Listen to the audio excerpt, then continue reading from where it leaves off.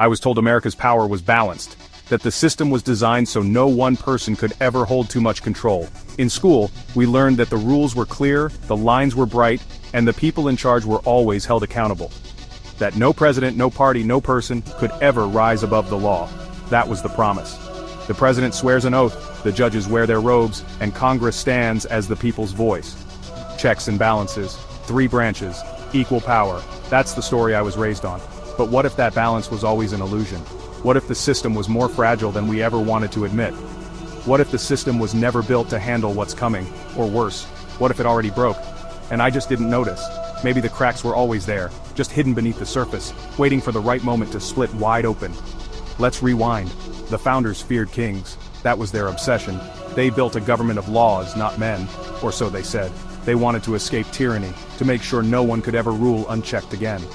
But this system wasn't divine, it wasn't flawless. It was written by men, some of whom owned slaves while writing about freedom. The contradiction was baked in from the start. The ideals were high, but the reality was always messy, always compromised. I grew up thinking justice was blind, that law was neutral, that America was fair. I'd see the flag, I'd hear the anthem, and I believed it. I believed that the rules protected everyone equally, that the system was bigger than any one person. But history tells a different story. Dred Scott, Plessy, Korematsu, justice delayed, justice denied. The law has been used to oppress as often as to liberate. For every moment of progress, there's a shadow of injustice. When justice is delayed, it isn't neutral. When power goes unchecked, it isn't shared. The system is only as strong as the people willing to defend it, and as weak as those who choose to look away. Here's the ugly truth. The system only works when people respect the rules. And when they don't, there's no safety net. The Constitution is just paper if no one enforces it. Laws are just words if no one believes in them. What happens when the president just says no? Or when the Supreme Court gets political? Or when Congress stops caring? What happens when the people in power decide the rules don't apply to them anymore? What if all 3 branches collapse? Not with a bang, but with a shrug? Not in a dramatic coup, but in a slow, quiet surrender. Right now, we're living through a moment that was never supposed to happen. A former president indicted, running again, not in spite of it, but because of it.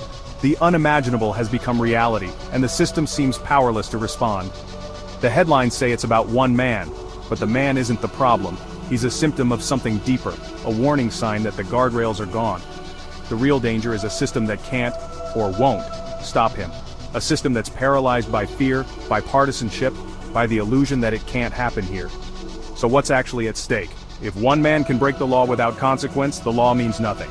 And if those trusted to stop him just look the other way, then it's on us. The responsibility falls to the people, to decide if the promise of democracy is worth fighting for. We have to decide what justice looks like now. Not just in the courts, but in our communities, our conversations, our votes. The future of the system depends on what we do next. This isn't about Trump. It's about the lie we've all been living. And whether I'm brave enough to wake up. Whether we're all brave enough to see the truth and to demand something better. Fade to black. Episode 1. The Power Illusion. Up next, the untouchable.